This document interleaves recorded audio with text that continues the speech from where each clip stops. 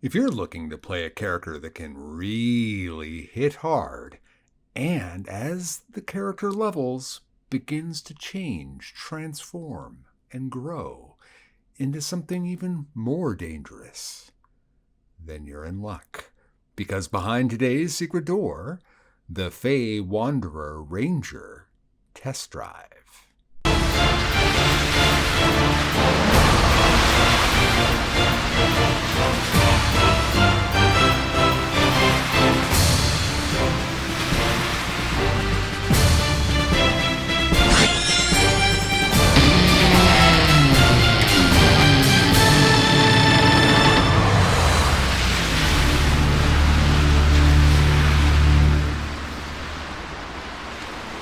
So behind today's secret door, the Fey Wanderer Ranger test drive.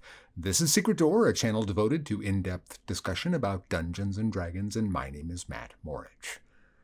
Alright, I have started a Patreon. If you're interested in supporting the channel, your help would be greatly appreciated and much needed. And many thanks to Marcelo and Doug for your support. The link will be in the pinned comment and in the description. Alright, so a test drive is exactly what it sounds like. It's your ability to see how a character class will play. It's a big commitment to making a new character, and you shouldn't have to make that commitment based on what you're able to gather of how that character is going to play from reading the book or even watching another build video.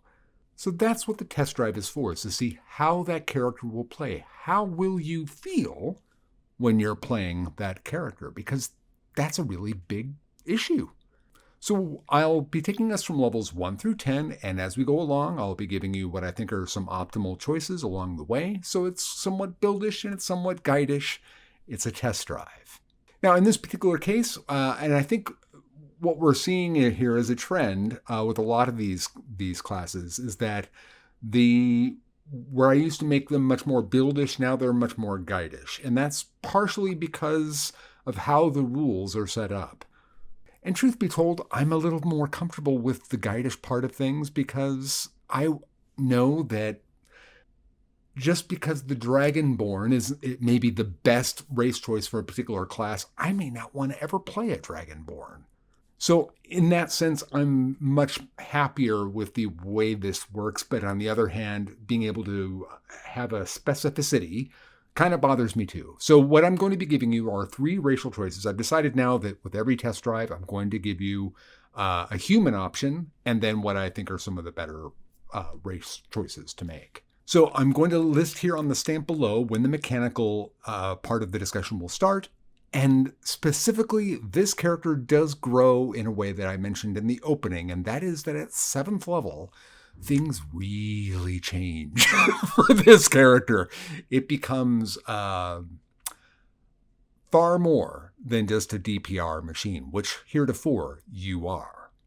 And so before we get into the mechanics, let me just make one last point here, and that is to please check the pinned comment. With any kind of test drive, especially with the test drives, there's going to be things that I forgot to mention in front of camera, or things that I did mention in front of camera that didn't survive an edit, or, as has happened far too often for me lately, I've made a mistake here or there. So if I have made a mistake, that will be listed in the pinned.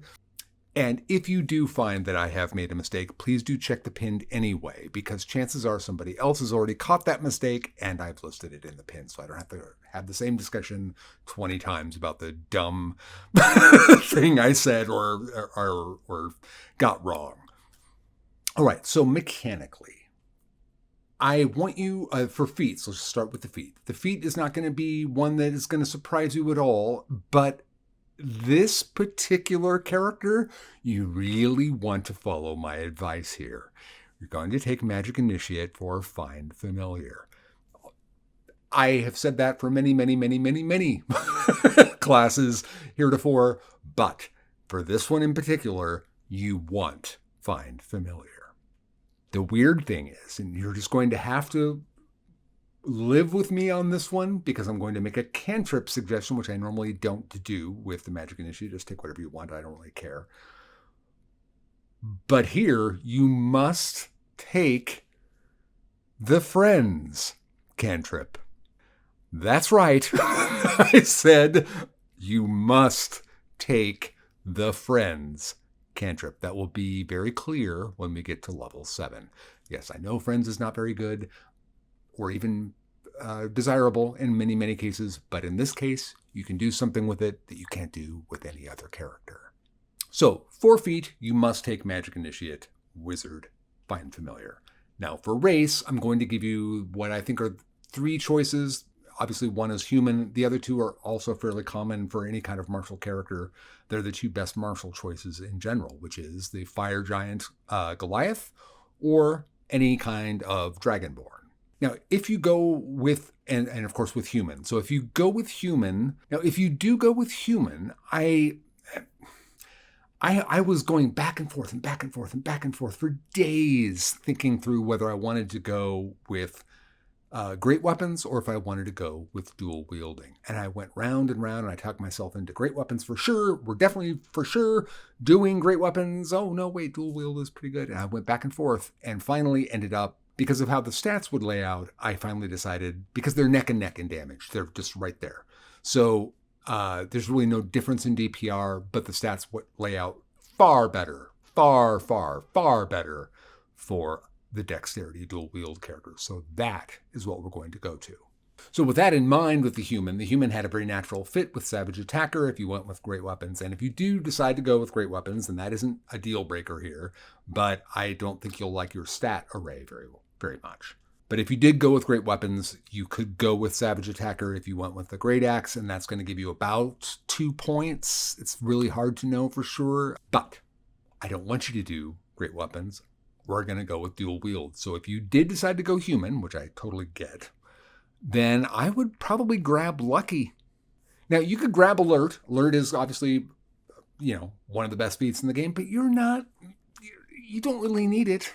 What you really worry about here, because you are a ranger and we're going to be using Hunter's Mark all the time, you might be worried about concentration, and Lucky can help you with that with the ones that you absolutely must make. You can use luck points to get over the top on that. And if you go with Dragonborn or with Fire Goliath, you're going to be looking at about a 2.5 to 3 point bump in stats all the way up to about 9th level, in which case then both get higher, but the Dragonborn really begins to take off in the terms of the total damage it can do. And it always has more upside because of the Dragon Breath. However, the Dragonborn goes far better with a cleave-based character than with a nick-based character. Now, by that I mean that the nick, the way this all is going to work out, is going to do slightly more damage than the cleave would.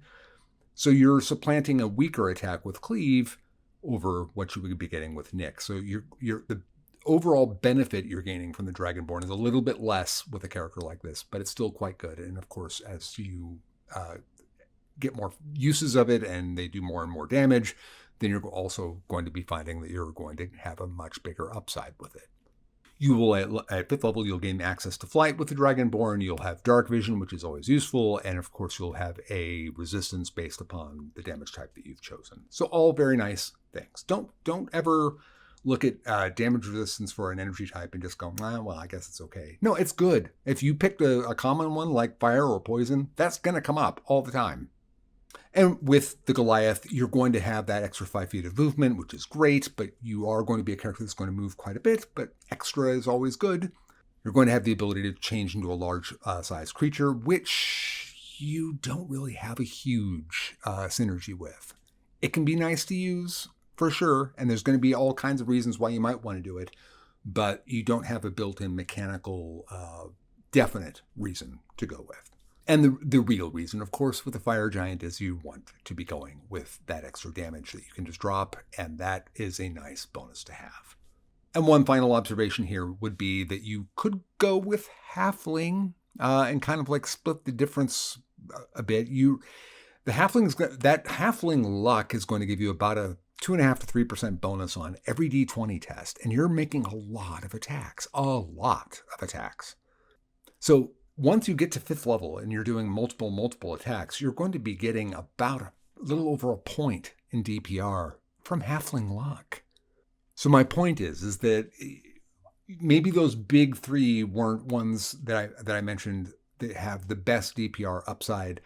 Maybe those don't appeal to you, but maybe the halfling does. It can be very charming character to play, and a lot of fun to play that, and there is still mechanical, a little bit extra there for you with halfling luck. And of course, halfling luck is not just about DPR, it's about making your concentration saves, which is something you do need to worry about. So there is that there as well for the halfling.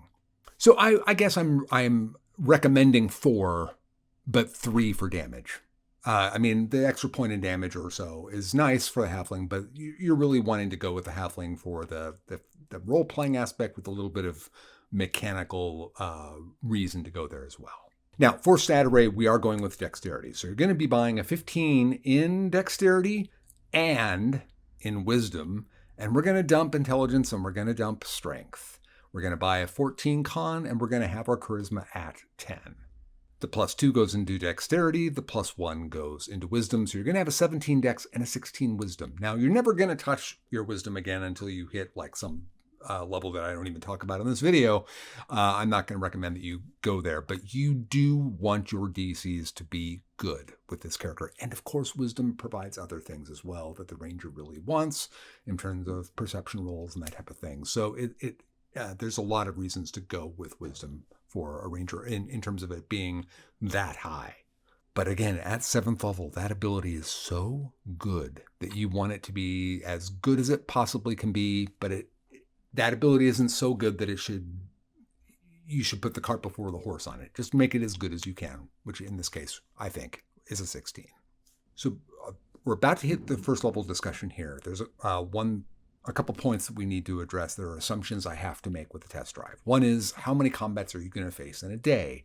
And I assume that you're going to average about 3 different encounters in a day with 1 short rest. And that each of those encounters will average about 4 rounds. And that becomes important for a lot of the modeling that I do with a lot of these things. And the last point is that, I'm going to be going through the DPR here. And this character hits like a truck. It hits with the elites all the way up. It's at elite level from levels 1 to 4, at elite level at 5 to 8 or 9, and then it does drop. But it drops just as something else comes in.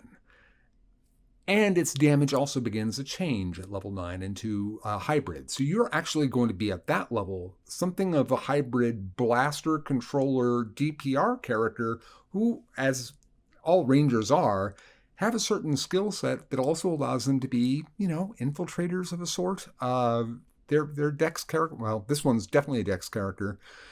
You're going to be stealthy and have lots of options. So this is a lot of fun. The character does grow and change as it levels, and that's really fun and interesting. But you're always going to be able to lay down elite level damage early, elite level damage in the early and mid levels, and then at the later mid levels, it tapers off, but then everything else comes online and on board with it. So it's a very interesting character to play. All right, level 1, we get spellcasting, we get weapon mastery, and we get favored enemy. Favored enemy is just a certain number of uses. Favored enemy now is just a certain number of uses of Hunter's Mark that you can use for free. We're going to be using Hunter's Mark throughout, so having free ones is fantastic. And I think when people talk about the evaluation of the ranger, I find that people don't seem to really. I guess my point is I think people just don't think very highly of Hunter's Mark. Maybe that's really it. So they don't view the free castings as something that's very valuable. They're incredibly valuable. Hunter's Mark is fantastic. It does have some problems with it, but you're a martial character. It's a wonderful thing to have. And having free castings like that, and you get more and more as you level up, a great feature. Weapon mastery obviously is great, and spellcasting is the most powerful class feature in the game, for goodness sakes. Now, you are only a half caster, still. It's great. Now, with weapon mastery, we start with 2 that we can pick. We're going to be picking Nick and Vex, and we can change those at a long rest, but we're going to just keep Nick and Vex throughout.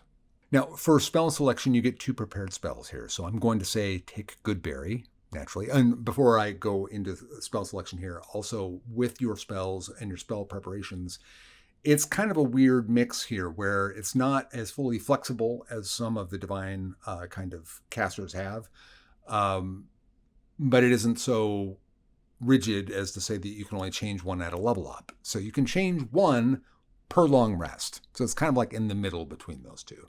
Very flexible, but just not as flexible as some of the divine characters have. So I'm saying this to say that what you have chosen for your spell selection, your core spell selection, does matter, because you can only change if you completely botched it and just made a horrible list, then it's going to take you a matter of days to get rid of all those and trade new ones in. So you do want it to be as close to pretty much what you want as possible. So with that in mind, for spell selection, I think your two best bets, you always have Hunter's Mark. You're going to also want to have Goodberry, which is a fantastic spell, wonderful spell. And we're going to want Entangle, which as a first level control spell is amazing. The problem with Entangle being that it's concentration, and that's not going to play very nice with Hunter's Mark, but you have so many free castings of Hunter's Mark that I'm not really too worried about it. Now, with this character, because we are going to be going with a dual wielding character,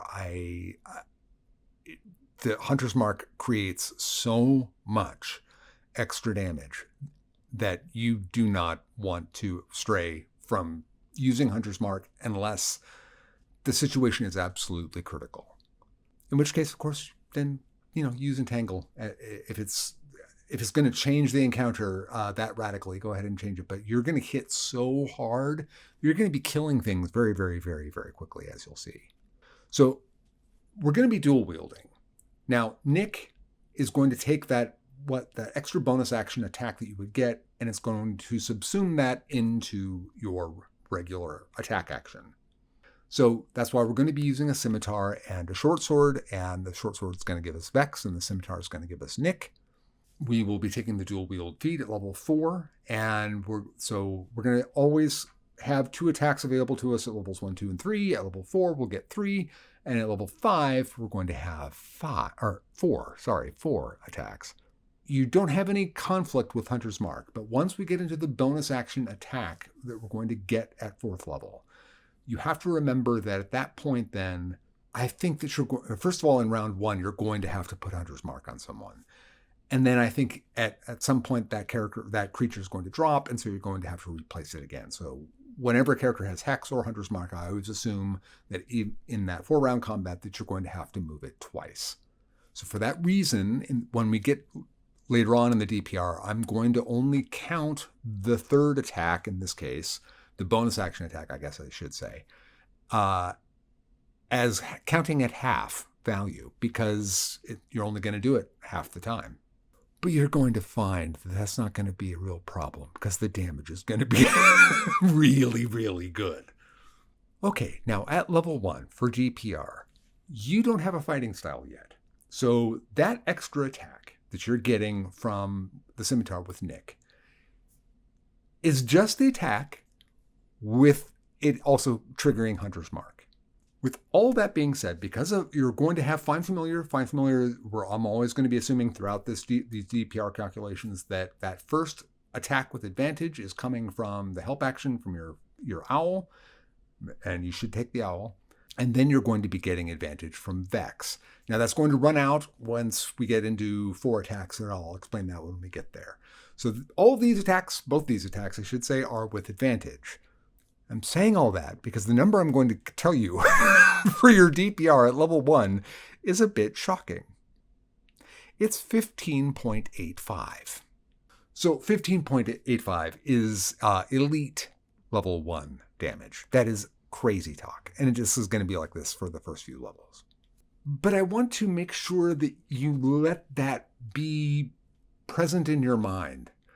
How much damage you do as a martial character is awfully, awfully important, especially how you feel about it. So if you've got a good character concept and you're playing this character, you're not only just effective, you're super effective. You're a superhero at this level. An insane amount of damage.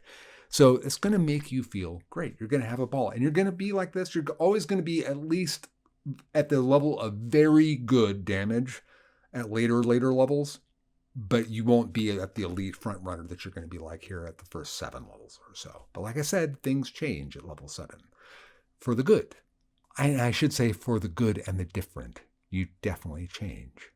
Now, at level 2, we get our fighting style. So obviously we're taking 2-weapon fighting, and we're going to get Deft Explorer. So we're going to get expertise, and we get Deft Explorer. So we're going to get expertise in one skill, and we're going to get 2 languages. Now, that doesn't sound all that great, but expertise, if it's in a big skill, now I would probably say, stealth or perception, either one is a good pick.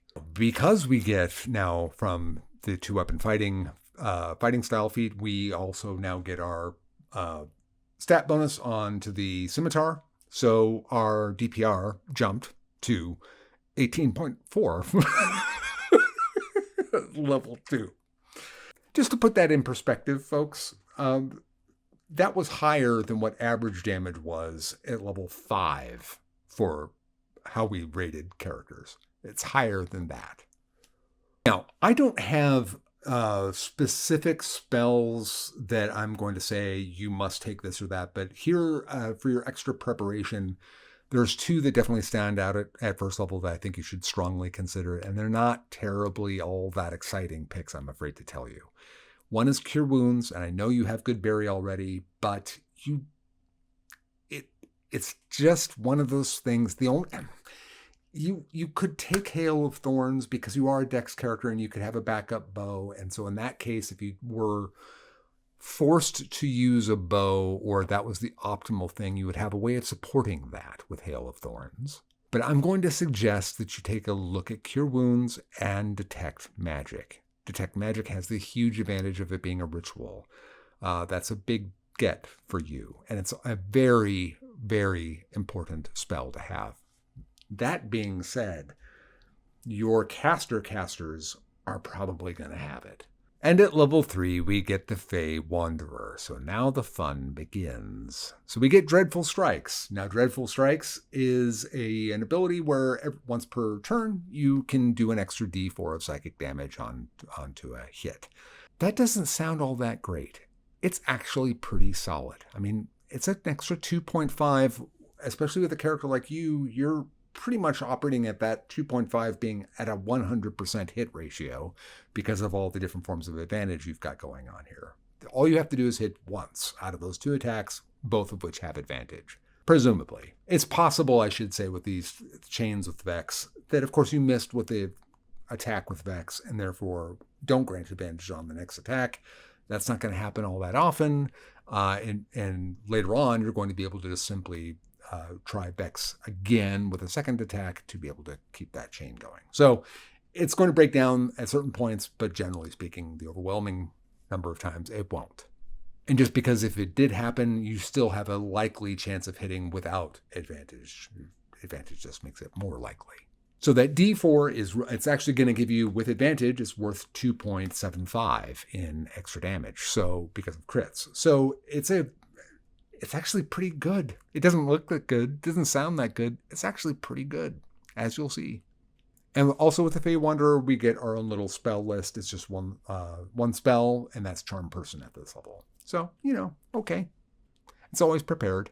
Now we also get otherworldly glamour. So when we're making a charisma check, we get a bonus to that equal to our wisdom modifier. So this is why I was saying you might want to take some skills that are based in charisma if you went with human, because hey, it's now, what is your DPR now with that extra dreadful strike thrown in? 21.1 at 3rd level. 21.1 at 3rd level. Yeah, that is elite. I mean, the only thing I can think of that it compares to it immediately that comes to mind is the Berserker. So at these early levels, you are right with the heaviest hitters in the game. You'll feel fantastic because you've got that, and of course you've got the skills, and you've got spells. So fun character. Now, at level 4, we're going to be taking the dual wielding feat. So now we're going to have an extra attack that is a bonus action. So we've got our attack from the attack action. The bonus action attack that is going back into the attack action from Nick. And then an extra bonus action from the dual wielding feat. Now, that's also going to bump our dexterity to 18. Now, this bonus action attack, please remember I'm only counting this at half value because you're going to do it about half the time in a 4-round combat. You're going to have to put Hunter's Mark down twice, and you do want to use Hunter's Mark. So you're only going to get half the value out of it. That's still very much worth it. So what is our DPR now with all of that? 26.25 at level 4. Now, folks, keep in mind my thing that I said at the very beginning of the mechanical discussion. This is without any racial bonuses tossed in. So these numbers are going to be higher in the specificity of what you've chosen. So if you're a Goliath or a Dragonborn or a human, it's 2 to 3 points higher than the numbers I'm giving you here. Even if you go with Halfling, it's going to be a point higher or a little bit over a point higher than this. So yeah, crazy, crazy good damage. Okay, then we get to level 5. Now, all kinds of things happen at level 5 for every character in Dungeons & Dragons. You're no different. You get extra attack, which is, of course, great. Now you get 4 with Hunter's Mark. Unbelievably good. And a little sprinkle on top from Dreadful Strikes. And then, of course, there's our racial bonus, whatever that may be. But we also get second level spells. Now, Magic Weapon doesn't have concentration. It lasts for an hour. It takes a bonus action to cast. I'm going to suggest, and it's a verbal somatic. So I'm going to suggest that you actually precast this as often as possible because it does last for an hour. And it also goes against the grain of how I think, because you're a dual wielding character and it's only going to affect one weapon. However, your attacks should go something like this. You attack. So this is short sword here. This is scimitar for Nick. So you attack, Nick. That's a light weapon. Triggers this again. Attack.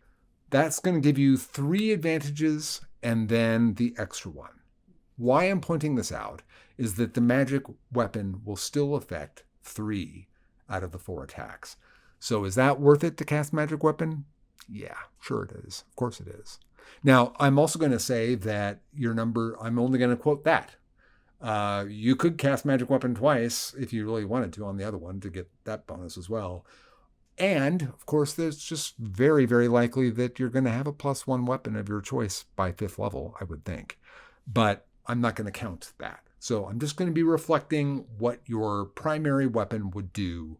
So you're going to get 2 out of the 3 that you're going to have in every round.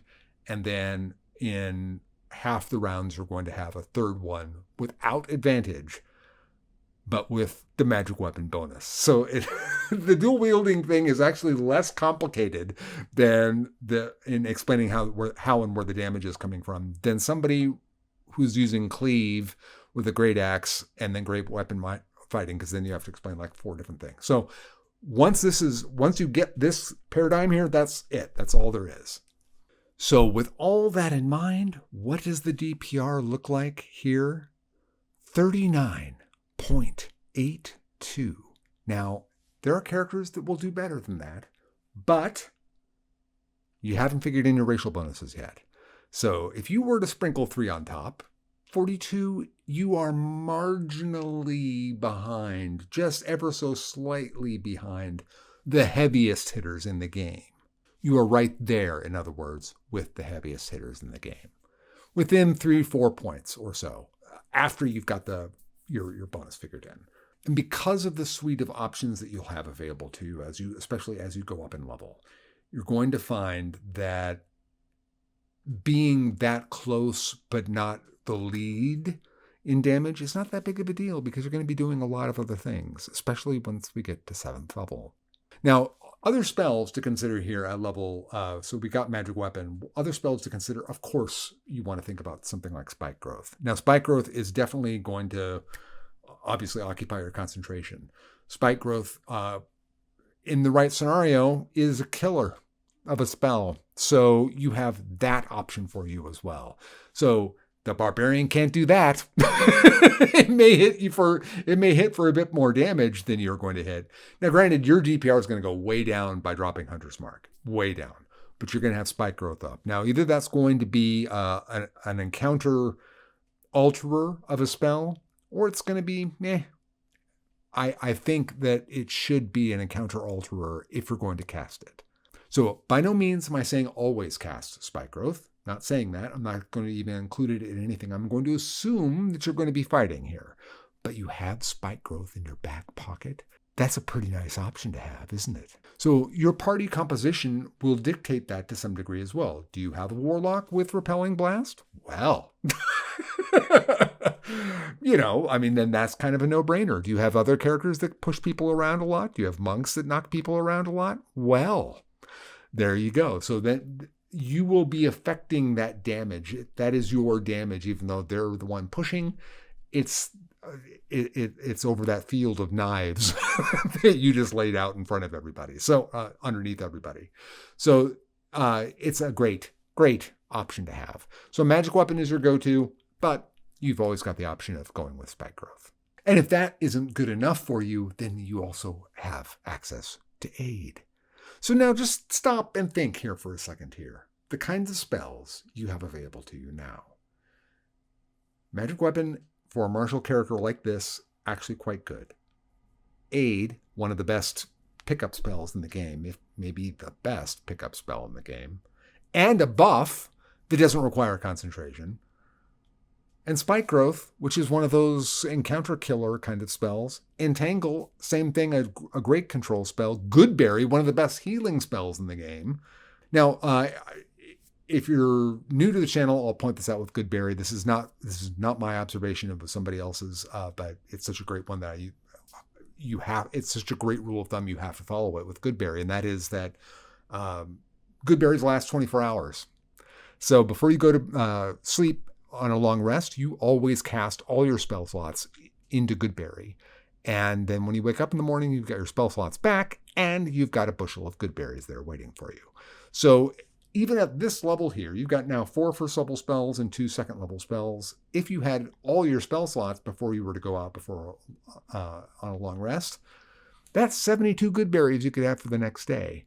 So you're obviously, if you were out adventuring, you're not going to have all your spell slots. But before you go out on the adventure, if you're, resting in the inn on a day, you're going to have that available to you. And you just cast them before you go to bed every time. So you always have 72 ready for you. Great trick. So anyway, you've got a suite of great spells. Even though you're only a half caster, they all have impact. Great, big, powerful impact. Muscular impact. Mwah, mwah. Great character. Then at level 6, you get roving. You get an extra 10 feet to your speed. And you gain a climb speed and a swim speed. Now, that may not sound like that big of a deal to you folks. It's crazy good. If you weren't a character that had any extra movement, you've got a 40-foot speed now. It's basically all speeds. You've got climb, swim. What is there? Tunneling? Do you not have tunneling? You don't have tunneling and you don't have flight. And you've, of course, got your regular speed. If you went with Dragonborn, you've got flight at this level. I forgot to mention your second level spells. You got Misty Step as your spell from the Fey Wanderer is your bonus spell. So, now, with Misty Step, I don't think you're going to ever really use that in combat because it's a bonus action. And you've got your bonus action is well accommodated for. It's crowded already. But as a utility, and now if you absolutely have to get out of a jam or something like that, of course you use it. But I'm just saying, as a routine, I would never want to just use it. But from a utility standpoint, being able to teleport and have those other 3 speeds and with 10 extras on top of all of that, that is super, super, super flexible. Having a climb speed of 40, folks, there's all kinds of hijinks that can ensue when you've got a character that can get into that kind of trouble. This is a lot of fun. A lot of fun.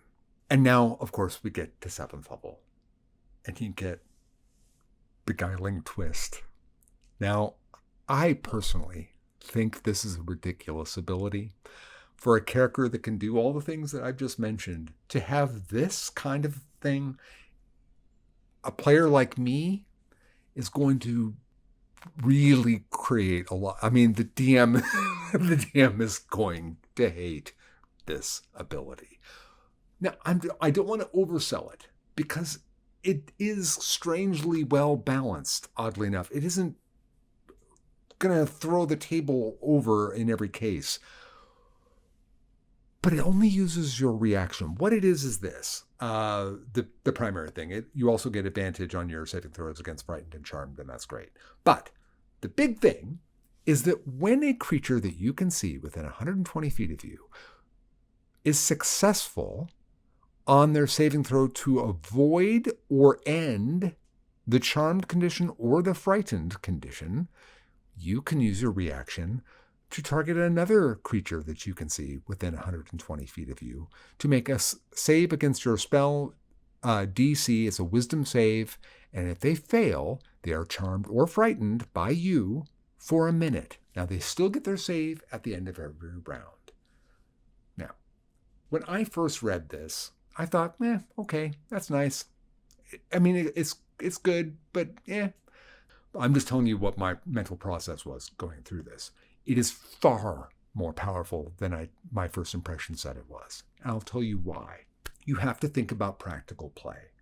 So what is going to happen when you are in combat? Are you going to have a caster in your party that is ever going to use Hypnotic Pattern?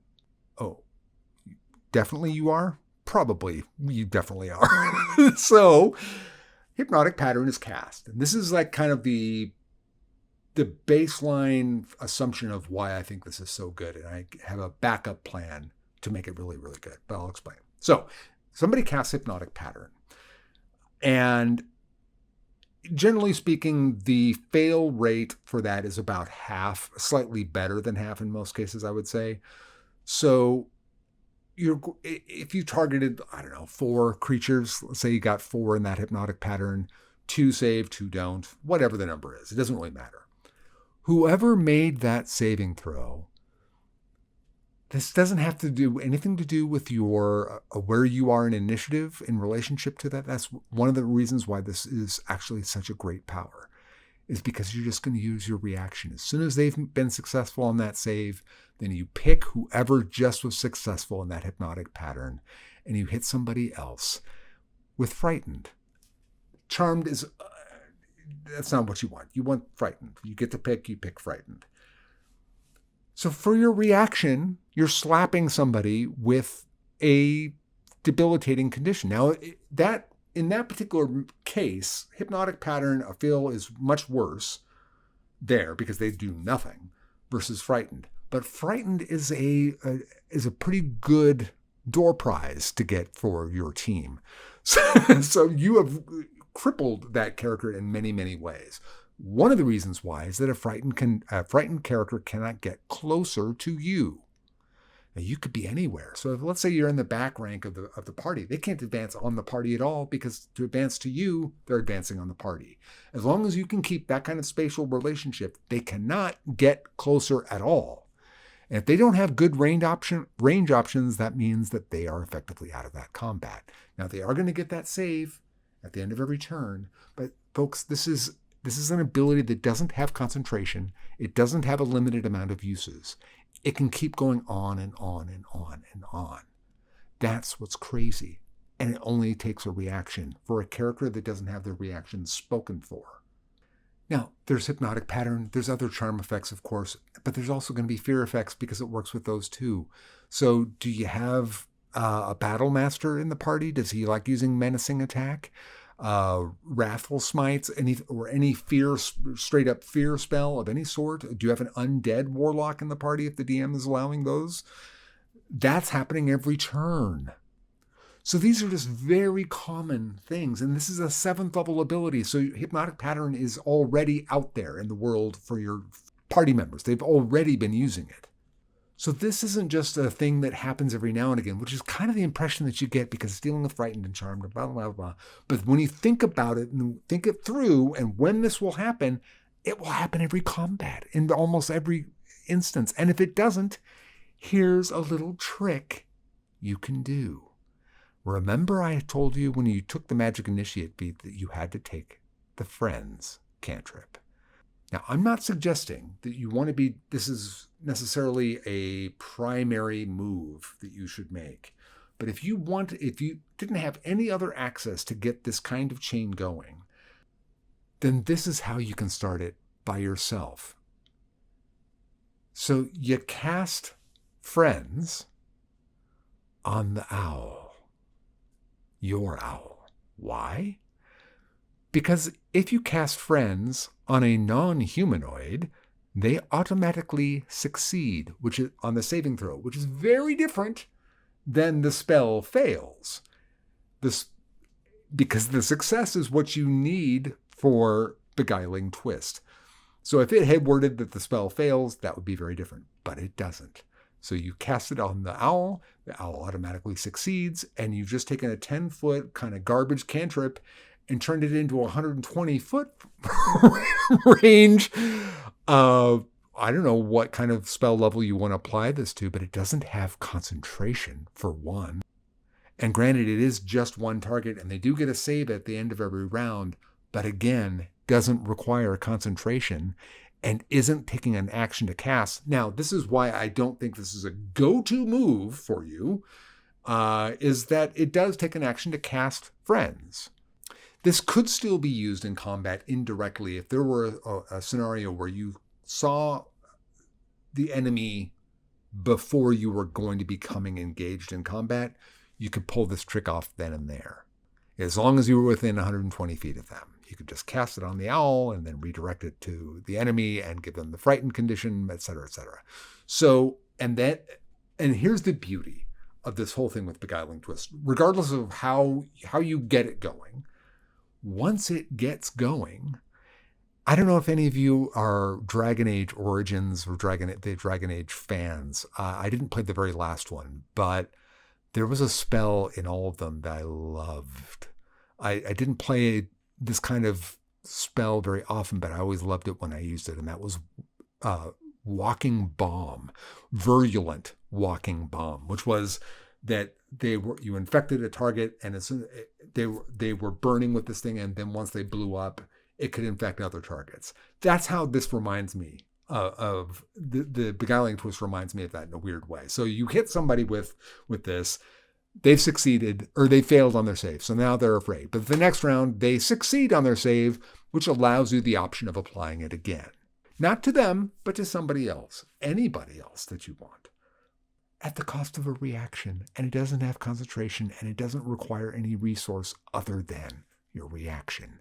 This is a really great power.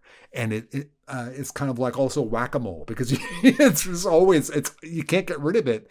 Now, it will stall. Somebody will just not succeed, but that just means that you've got somebody underneath your thumb.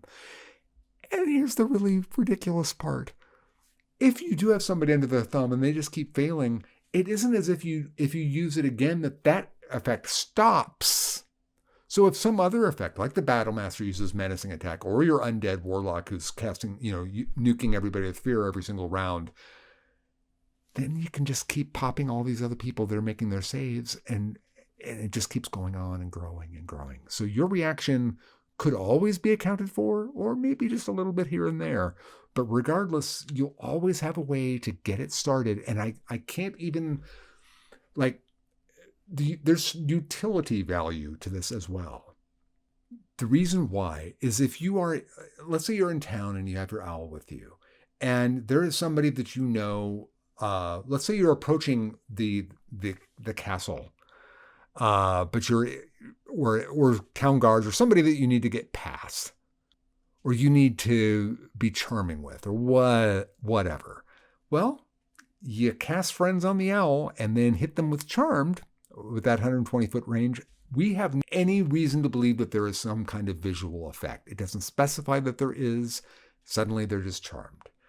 There's no spell that you're casting other than what you did with Friends, and they either didn't see you doing that, or you could just be very clearly doing it towards the owl, and there would be no reason for them to believe at that distance that anything was happening to them. in combat, it is a great ability, and outside of combat, very useful. I love this power. Then at level 8, we get our ASI, and we're going to have 20 dex. And now our DPR, because of that, jumps to 42.97. Now remember, you still get the sprinkle on top of if you took one of those martial choices for a race. This is kind of it, though, in terms of your damage. You're going to have, at the next level here, we're going to get a spell option that is a damage option. So you've got a lot of control now. You're doing very good damage. Your damage is kind of like your martial damage has reached its zenith here now. Just before you hit that, you gained this wonderful level of control with Beguiling Twist. And now at the next level, just as you've hit your martial zenith, you're gaining at 9th level, you're going to gain a very nice and powerful blasting spell. So at 9th level, we gain expertise, which is great, but we're also going to, which is not, and again, the character changes and shifts now. You always would have liked to have had that earlier in your career, but you'll take it when you can get it. It's always a nice thing to have. But now we also get our 3rd level spells. So the blasting spell in question here is Conjure Barrage. Now, that sounds like you need to use a bow, but you don't. Now, Conjure Barrage is a 60-foot cone.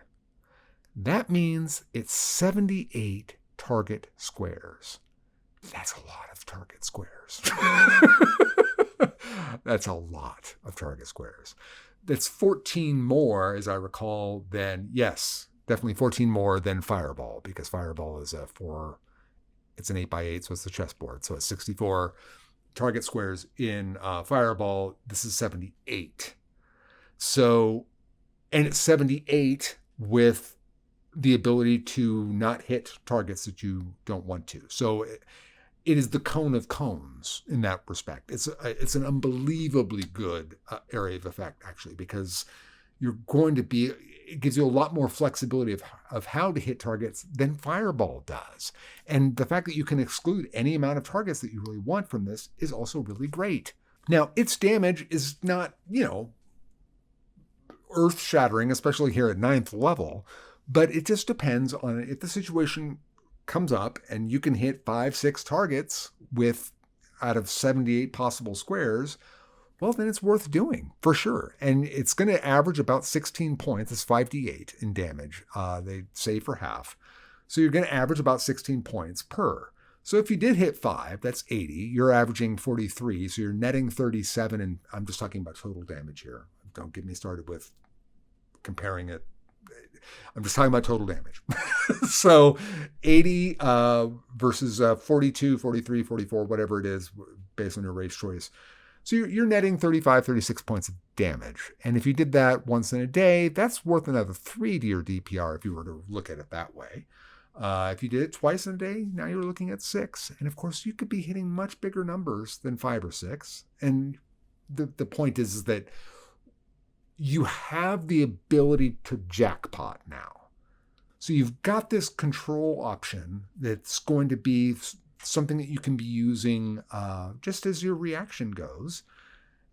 And that's coupling up and sidling up aside all this great martial damage, which is now just simply really good martial damage. And now you've got the option, if it's there for you, Barrage. Now, the Fey Wanderer is also going to give you Summon Fey, which is a nice spell, and you're going to want to be looking at, you do have Revivify on your list, you need to take Revivify. I'm going to strongly suggest that you take Conjure Barrage, but now, I'm going to suggest that you take Plant Growth, but in the stuff that I've been doing on Plant Growth, there seem to be people that want to read the spell as requiring you to be in a thick forest that's nearly overgrown already for it to have any effect at all, to ever even work at all. And that's not what the spell says. I'm sorry. So, however, I want to take this concern that some people have spoken in the comments seriously, in as much as your DM may rule in such a way. The way the spell is worded is that normal plants in the area become overgrown and blah, blah, blah, blah, blah. So it would fall to reason that plant growth would require some kind of plant life to be present. Plant life is nearly always present, folks. When I hear people say that that rules out dungeons and castles, like, have you ever been to a castle? I have. There's plants everywhere.